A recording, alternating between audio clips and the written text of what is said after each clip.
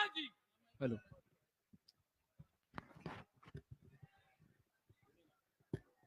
Hello. तो पण येतोय. आदरणीय उद्धव साहेब आपल्यासोबत सर्वांसोबत संवाद साधणार आहे.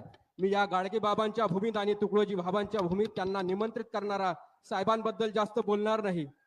साहेब कुलों से प्यार के मोती लुटा के चलते हैं, सबको गले से लगा के चलते हैं, इसके बड़प्पन का अंदाजा करे भी तो करे कैसे, ये आसमां है मगर सर झुका के चलते हैं, मगर आसमां है ये सर झुका के चलते हैं. आदरणीय उद्धव साहेब.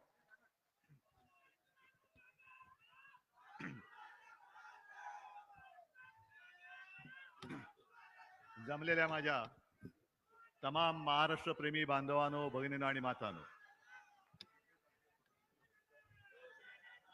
मी मगाशी याच रस्त्याने गेलो आणि याच रस्त्याने परत आलो. यशोमतीताई मध्ये मध्ये व्यासपीठावरती शेरोशायरी ऐकायला येते. मला नेहमी लहानपणापासून शेर बघायची सवय. शायरी थोडी माझ्यापासून लांब राहिली, पण एक गोष्ट मला अनुभवातून कळले आणि ती म्हणजे सुख में जो साथ देते हैं वो रिश्ते होते हैं, लेकिन दुख में जो साथ देते हैं वो फरिश्ते होते हैं. तर तुम्ही सगळे फरिश्ते आहात. राजकारण कोणत्या दिशेला चाललंय तुम्हाला माहिती आहे, पण विशेष म्हणजे मी आज यशोमती ताईसाठी मुद्दामून आलोय. याचं कारण असं की ताई 19च्या आधी आपण एकमेकाच्या विरोधात होतो आणि यशोमती ताईबद्दल बरंच ऐकलं होतं. ती आक्रमक आहे, अमुक आहे, तमुक आहे. अनपेक्षितपणाने मुख्यमंत्री पद घ्यावं लागलं आणि ताई माझ्या सहकारी. म्हटलं बापरे. आणि तुम्ही म्हणालात ते बरोबर आहे की काळ असा विचित्र होता की अनेकदा कॅबिनेट मिटिंग सुद्धा व्हिडिओ कॉन्फरन्सने घ्यायला लागायचं. आणि त्याच्यात ताईचं वैशिष्ट्य असं की बाकी अनेकांचे आवाज यायचेच नाही ऐकू, पण ताईचा आवाज बरोबर ऐकायला यायचा. आणि मी खरंच सांगतो, मी मुद्दा म्हणून आलो ताईसाठी, कारण खूप तळमळीने मंत्रिमंडळात काम करणारी ही माझी लाडकी ताई आहे.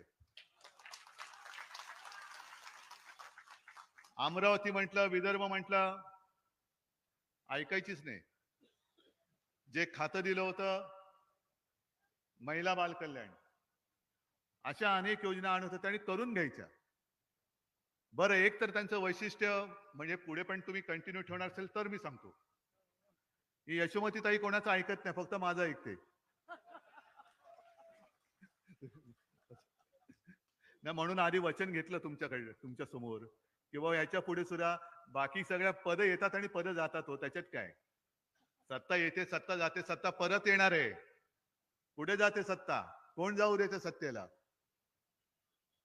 त्याच्यामुळे हे सगळं चालू राहतं. पण जे आपण म्हटलं ना नातं, हे नातं फार महत्वाचं आहे. आज तुम्ही इकडे सगळेजण आलेला आहात, हा काही कुठे कोणत्या योजनांचा कार्यक्रम नाहीये. ना साडी वाटप आहे, ना आणखीन काय वाटप आहे. कुठेही बिर्याणी वगैरे अशी काय जेवणाची सोय केलेली नाही. आणि एक सुद्धा माणूस भाडकाऊ आहे असं मला वाटत नाही. आहे कोणी? सगळे सच्चे, हृदयापासून प्रेम करणारे आणि ज्यांना खरंच महाराष्ट्राबद्दल काहीतरी वाटतंय, ते सगळेजण एकत्र आलेले आहेत. यायला मला उशीर झाला, कारण सकाळी जरा पत्रकार परिषद घ्यावी लागली. त्याच्यानंतर दर्यापूरला गेलो आणि दर्यापूरला सुद्धा जे केलं तेच मी आता करतोय. बळवंतराव, यशोमतीताई, तमाम सगळे काँग्रेस राष्ट्रवादीचे कार्यकर्त्यांना मी धन्यवाद देतोय. गवई साहेब तुम्ही पण आहातच ना, उठू नका. कसं पक्षाचं नातं असायला पाहिजे. मी मगाशी सांगितलं की जेव्हा लोकसभेच्या जागांची वाटाघाटीची चर्चा सुरू होती, तेव्हा काँग्रेसकडनं आमच्याकडे मागणी आली, अमरावती आम्हाला पाहिजे. आता अमरावती कशी द्यायची? अनेक जण म्हणाले की तुम्हाला उद्धव साहेबांशी बोलायला पाहिजे. आम्ही गेल्या वेळेला दुर्दैवाने हारलो होतो, पण अन्यथा अमरावती आम्ही सतत जिंकत आलेलो मतदारसंघ आहे. आमच्या गोडे साहेबांचं काम आहे, अनेकांचं, सुधीरचं काम आहे, बरेच आमचे कट्टर कार्यकर्ते त्यांचं काम आहे ना, तुम्हाला उद्धव साहेबांशी बोलायला पाहिजे. ठीक आहे. माझ्याकडे जेव्हा आलं, यशोमतीताई बोलल्या, काँग्रेसशी बोलले, मी एकच प्रश्न विचारला, जिंकाल का? आणि त्यांनी सांगितलं जिंकून दाखवतो. म्हटलं दिली अमरावती तुम्हाला. आणि त्याच्याप्रमाणे एक साधा माणूस, म्हणजे साधा असलं तरी बळवंतराव आहे ना, आणि त्याचं बळ माझ्या समोर बसलेलं आहे. हा माणूस आपण दिल्लीला पाठवला, ही तुमची ताकद आहे. म्हणजे काय पैसा होतणार, किती पैसा होतणार? अरे पैशाने रस्त्यावरचा माल विकला घेऊ शकतो, पण ही माणसं नाही विकली जात. माणसं नाही विकली जाऊ शकत तुम्ही. आणि आता मग मी ज्या वेळेला विधानसभेच्या वाटाघाटीच्या वेळेला सांगितलं की मला दर्यापूर पाहिजे, आणि ताई आणि बळवंतरावांनी सांगितलं की दर्यापूर नुसती नाही, तुम्हाला जिंकून देतो. त्याच्यामुळे हा जो काही आता आपला एकोपा झालेला आहे, हाच त्यांच्या डोळ्यामध्ये खुपतोय. बळवंतराव तुम्ही चिडून बोललात, काल कोणतरी काहीतरी आपल्या ताईला बोललं, दुर्लक्ष करा, दुर्लक्ष करा.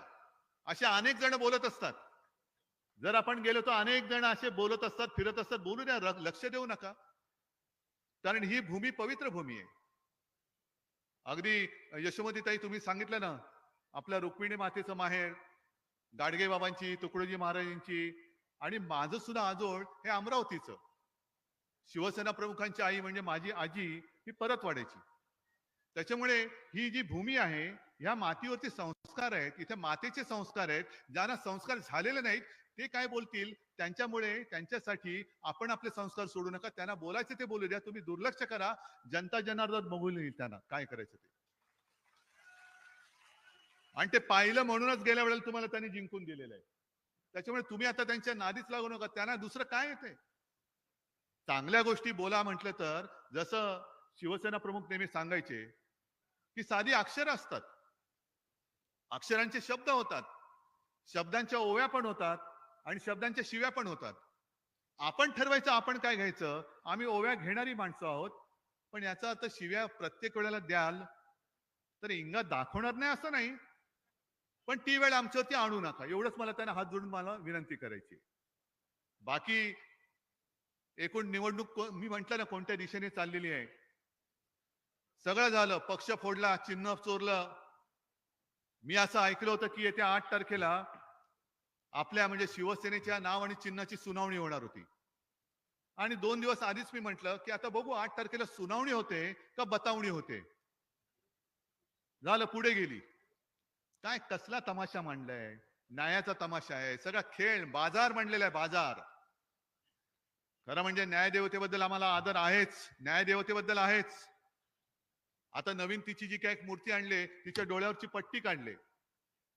आम्हाला असं वाटतं की आता तरी त्या न्यायदेवतेला कळेल की ज्या देशात मी न्यायदेवता म्हणून बसले, माझ्या डोळ्यात देखत लोकशाही चिरडली जाते, लोकशाही तुडवली जाते, लोकशाहीचा खून होतोय. पण ही न्यायदेवता नुसती तिथे 4 भिंतीत बसलेली नाहीये. ही न्यायदेवता आता माझ्यासमोर संपूर्ण महाराष्ट्रात पसरलेली. ही न्याय करणारी, ही माझी न्यायदेवता आहे. ही माझी न्यायदेवता आहे. नाहीतर सगळी मोठी मोठी माणसं ते काय वाटतील ते बोलतील, तुम्ही नाही बोलायचं त्यांच्याबद्दल.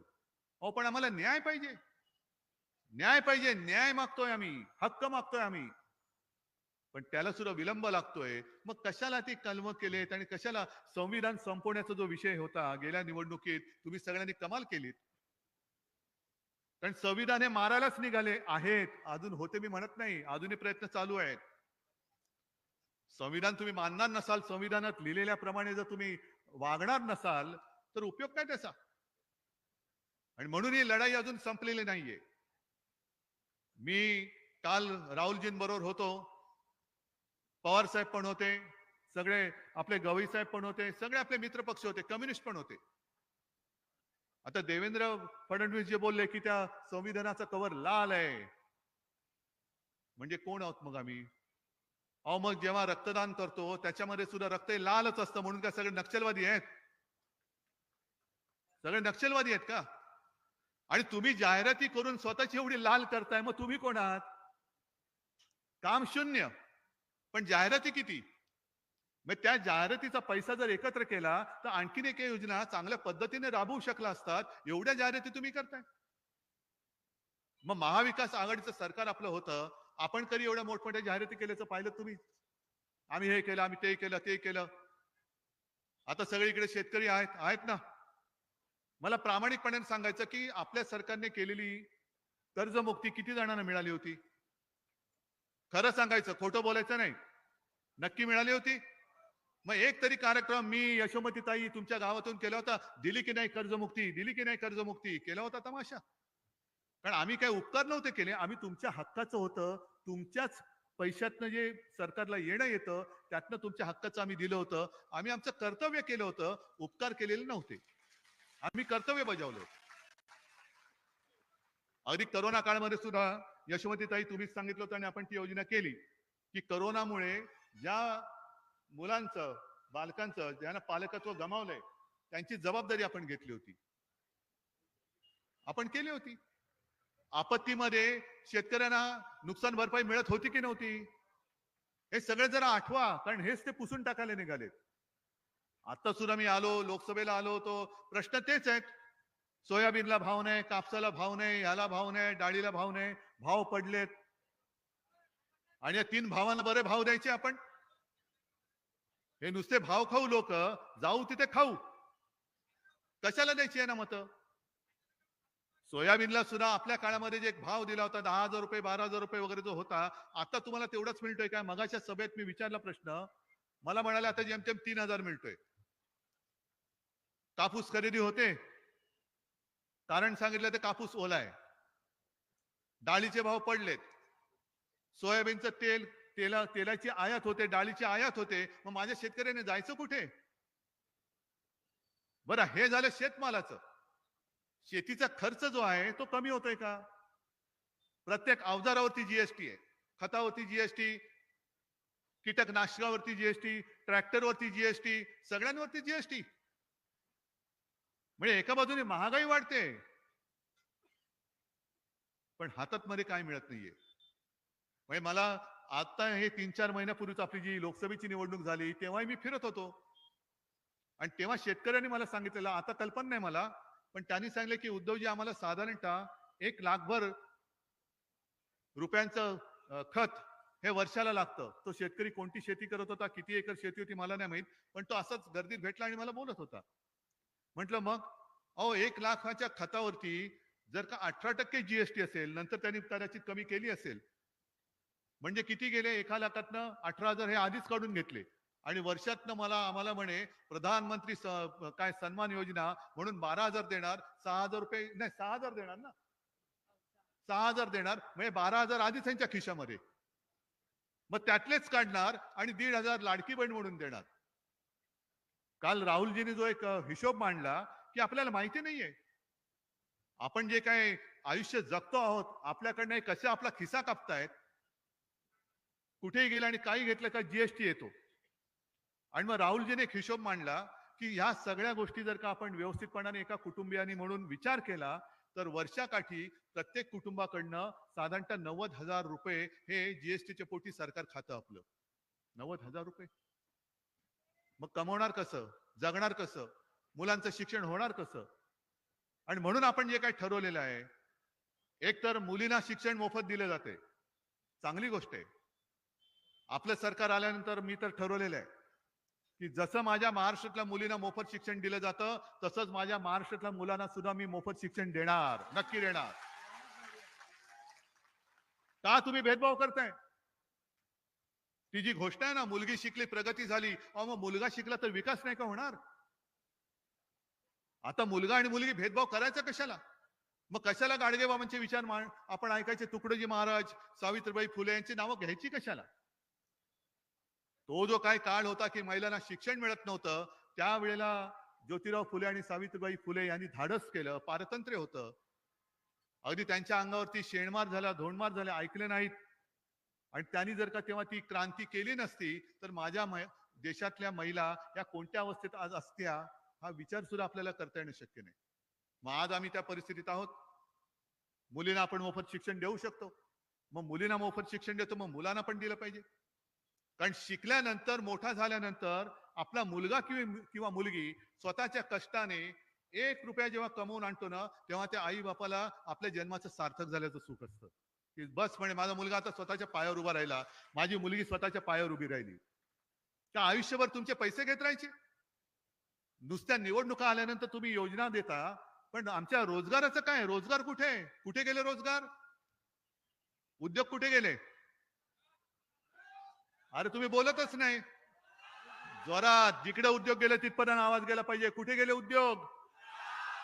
मग रोजगारासाठी जाते गुजरातला? काय इथून तिकडे रोजगारासाठी जाणार का रोजगार तिथे इथे आणणार?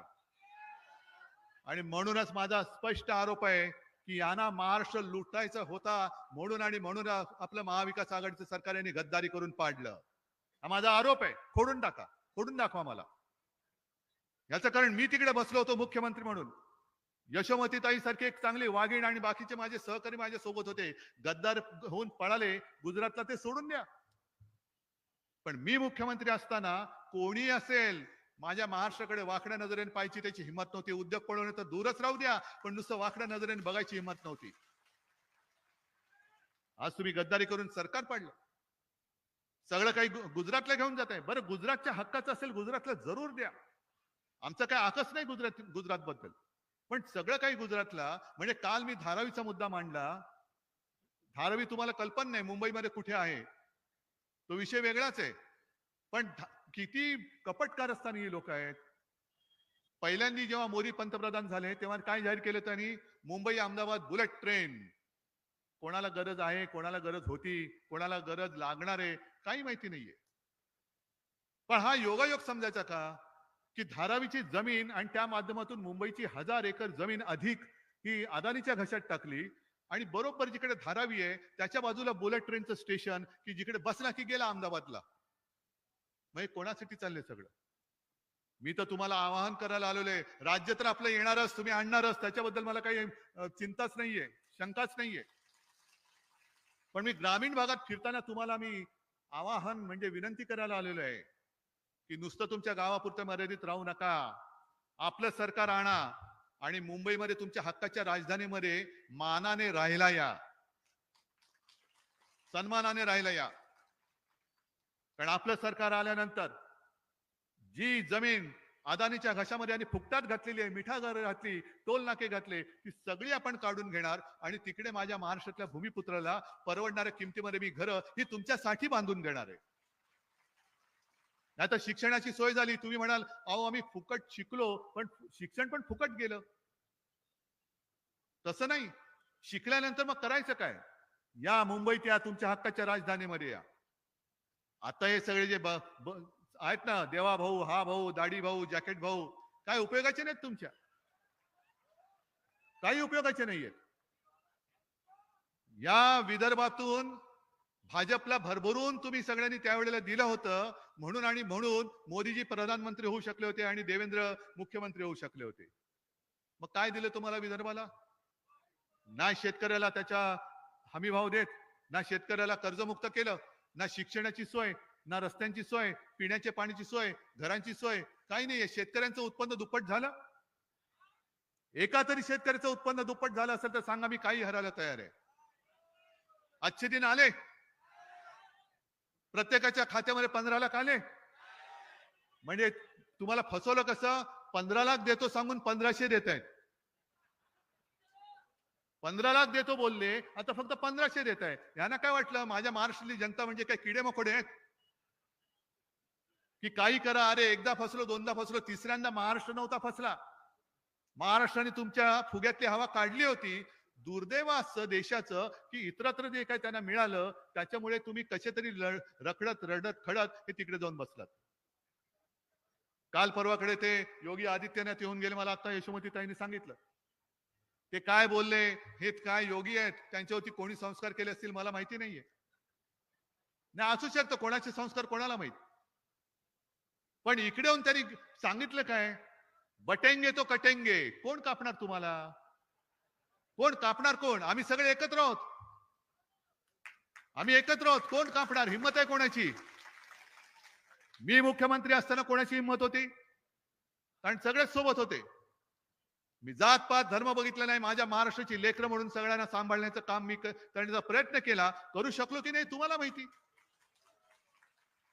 पण भीती दाखवायची सतत की बटेंगे तो कटेंगे. अरे तुमची भाजपा आता फुटते, तिला पहिला आवरा. भाजपा फुटायला लागलेली आहे आता. म्हणजे आता तुम्ही कटेंगे बटेंगे नाही, आता फटेंगे झालेत तुम्ही. भाजपमध्ये आज पहिल्या प्रथम एवढ्या मोठ्या प्रमाणाची बंडखोरी झालेली आहे. म्हणजे तुमचा जो काही दरारा होता, वचक होता, तो आता धुळधाण त्याची उडालेली आहे. कोणी तुमचं ऐकायला तयार नाहीये. एकमेकाच्या उरावरती तुम्ही आमची माणसं फोडून आमच्यावरती बसवलीत. आता तुमचीच माणसं ही तुमच्यावरती बसतायत. म्हणून मी गेल्या महिन्यात जेव्हा नागपूरला आलो होतो तेव्हा बोललो होतो, खास करून विदर्भासाठी. कारण तुम्हाला सगळ्यांना माहिती आहे, तो कापसावरती कोणता रोग येतो? डिंक्या रोग. त्याला काय म्हणतात? खोडकिडा. लाल्या लाल्या येतो. आणि खोडकिडा कशावर येतो? संत्र. बरोबर ना? डिंक्या रोग येतो तो खोडकिडा. तसा भाजप जो मूळ पक्ष होता ना, त्या भाजपच्या झाडाला दाढीवाला खोडकिडा लागलेला आहे. आणि तो दुसऱ्या कापसावर काय येतो रे? कोणती आळी? हा, कुठल्या रंगाची? नाही, मी शहरी बाबू आहे. मला कापसावरती कोणता रोग येतो, संत्र्यावरती कोणता येतो माहित नाही. भाजपला कोणता आलं ते मला माहितीये. मग हा खोडकिडा त्यांच्या खोडाला लागलाय आणि गुलाबी जॅकेटवाली आळी वरती पडलेली आहे. असे दोन्ही बाजूनी आळे आणि किडे लागलेत. मूळ भाजपच हरवलेला आहे. आणि म्हणून मी ठरवलंय की बाकीची वचनं आहेतच. शेतकऱ्याचं नुकसान होऊ न देता 5 जीवनावश्यक वस्तूंचे भाव आम्ही स्थिर ठेवून दाखवणार, म्हणजे दाखवणारच. नक्की दाखवणार. आणि त्याचप्रमाणे सगळ्यात महत्वाचं, हे जे असे बेताल बडबडणारी जी लोक आहेत, बिनडोक, डोकं फिरलं हे बोलणं मी शक्य बरोबर नाहीये. कारण डोकं असेल तर फिरेल, डोकंच नाही तर फिरणार काय? त्याच्यामुळे त्यांच्यावरती संस्कार करण्यासाठी मी प्रत्येक जिल्ह्यामध्ये आपल्या छत्रपती शिवाजी महाराजांचं एक मंदिर बांधून दाखवणार आहे. प्रत्येक जिल्ह्यात. तुम्हाला हवंय की नको अमरावतीकरांनो? जिल्ह्यामध्ये आपल्या दैवताचं मंदिर हवंय की नको? कारण आता बहिणीची रक्षा करणार कोणी राहिलेलं नाहीये. मी प्रत्येक सभेमध्ये हा मुद्दा घेणार आहे. हे आता तुम्ही घोषणा काय दिली? जय भवानी. जरा जोरात द्या. आता लोकसभेला त्यांनी याच 2 शब्दांवरती आक्षेप घेतला होता. म्हणजे आमचा तुम्ही संस्कार पुसायला निघालेला आहात, आमच्या दैवताला तुम्ही पुसून टाकायला निघालेला आहात. अरे एक साधा पुतळा तुम्हाला त्या राजकोटला किनाऱ्यावरती उभारता नाही आला? यांचे बरे पुतळे उभे राहतात. माझ्या महाराजांचा पुतळा उभारणार छत्रपती शिवाजी महाराज म्हणजे काय तुम्हाला ईव्हीएमचं मशीन वाटलं मतदानासाठी? की निवडणूक आल्यानंतर पुतळा उभारायचा की सगळे लोक आम्हाला मत देतील आणि मत देऊन झाल्यानंतर 1 वर्षाच्या आत माझ्या देवाचा पुतळा पडतो. निर्लज्जपणाने सांगतायत की वाऱ्याने पुतळा पडला. वाऱ्याने पुतळा पडू शकतो? त्याच्यामध्ये सुद्धा पैसे खाल्ले या लोकांनी. म्हणजे संपूर्णपणे, म्हणजे जसं कर्नाटकच्या निवडणुकीत काँग्रेसने घोषणा दिली होती हे 40% सरकार आहे. अहो इकडे यांचं काही थांगपत्ताच लागत नाही किती टक्क्यांनी खातायत. जाऊ तिथे खाऊ. महाराजांच्या पुतळ्यामध्ये सुद्धा भ्रष्टाचार करणारी ही पापी माणसं, यांच्या हातामध्ये आपला महाराष्ट्र म्हणजे तुमचं भविष्य तुम्ही देणार आहात? मी महाराजांचं मंदिर बांधणार. देवेंद्र फडणवीसांना आवडो ना आवडो, कारण त्यांनी मला आव्हान दिलं की जर हिंमत असेल तर मुंबऱ्यात बांधून दाखवा. अरे मुंबरा पण माझाच आहे, मुंबरा पण आमचाच आहे, महाराष्ट्रामध्ये आहे. आम्ही मुंबऱ्यामध्ये म्हणजे ठाण्यामध्ये तर मंदिर बांधणारच, पण मी सुरतेला सुद्धा शिवाजी महाराजांचं मंदिर बांधून दाखवेन, सुरतेला बांधून दाखवेन. तर ही सगळी अशी नतद्रष्ट माणसं माझा महाराष्ट्र भिकेला लावतायत, महाराष्ट्र लुटतायत. बटेंगे तो कटेंगे नाही, यांचं चाललंय हम महाराष्ट्र को लुटेंगे और दोस्तों में बांटेंगे. महाराष्ट्राला लुटायला निघालात तुम्ही. होऊन जाऊ द्या. 20 तारखेला बघतो. 20 तारखेला माझा महाराष्ट्र आहे आणि ही लुटारूंची महाराष्ट्र लुटारूंची टोळी आहे. होऊन जाऊ दे सामना. या सगळ्यांना असं काही यांचा पराभव करा की पुन्हा ही कीड, मग ती गुलाबी आळी असेल यांची राजकारणातली किंवा हा खोडकिडा असेल, हा पुन्हा महाराष्ट्रामध्ये दिसता कामा नये. पुन्हा दिसता कामा नये. वचननाम्यामध्ये आणि आपल्या महाविकास आघाडीच्या जाहीरनाम्यात बऱ्याच गोष्टी, बरीच वचनं आम्ही तुम्हाला दिलेली आहेत. आणि मी हे जबाबदारीने का बोलतोय की आपल्या सरकारने करून दाखवलेलं आहे. कर्जमुक्ती करून दाखवले, शिवभोजन थाळी देऊन दाखवलेली आहे, संकट काळामध्ये मदत दिलेली आहे. अनेक गोष्टी या करून दाखवलेल्या आहेत. तशाच या सुद्धा गोष्टी आम्ही करून दाखवल्याशिवाय राहणार नाही. पण या हव्यात की नकोय तुम्ही ठरवायचे. या एवढ्या सगळ्या गोष्टी आम्ही द्यायचं आम्ही तुम्हाला वचन देतोय. पण तुमच्याकडनं मला एकच वचन पाहिजे, कारण त्याच्याशिवाय ही या गोष्टीच आम्ही पुरं करू शकणार नाही. तुम्ही सगळ्यांनी सांगितलं पाहिजे की आमचं सगळ्यांचं मत हे महाविकास आघाडीला आहे. यशोमती ताई गेल्या वेळेला तुम्ही निवडून आला होतात, त्याच्या किमान दुप्पट संख्येने मताधिक्याने यावेळेला तुम्ही निवडून आलं पाहिजे, किमान दुप्पट. आणि मग या अमरावतीमध्ये बिन संस्काराची माणसं जी फिरतायत, यांना अमरावतीमध्ये संस्कारी माणसांच्या समोर फिरताना तोंड लपवण्याची वेळ आली पाहिजे. आणि तरच आपण या सगळ्या साधू संतांची नावं घ्यायला लायक आहोत, असंच मी म्हणेन. आणि मला खात्री आहे, ज्या वेळेला एवढी सगळी लोक कोणत्याही यांना आमिष न दाखवता उशीर झाला तरी बसतायत, याचा अर्थ यशोमतीताई हे सगळे ठरवून आलेले आहेत. हे सगळे ठरवून आलेत. आणि तुम्ही काळजी करू नका, गाफील राहायचं नाही, गाफील राहू नका, पण काळजी घ्या. आणि यशोमतीताई जोपर्यंत विजयाचं सर्टिफिकेट हातात येत नाही तोपर्यंत कोणी आराम करायचा नाही. मग ठरलं आपलं, जिंकून देणार माझ्या ताईला. चला, धन्यवाद सगळ्यांना. जय हिंद, जय महाराष्ट्र. आदरणीय साहेब खूप खूप धन्यवाद. या ठिकाणी आपण आलात, आपले खूप खूप आभार. आदरणीय यशोमती ताईंच्या गाण्याचं लोकार्पण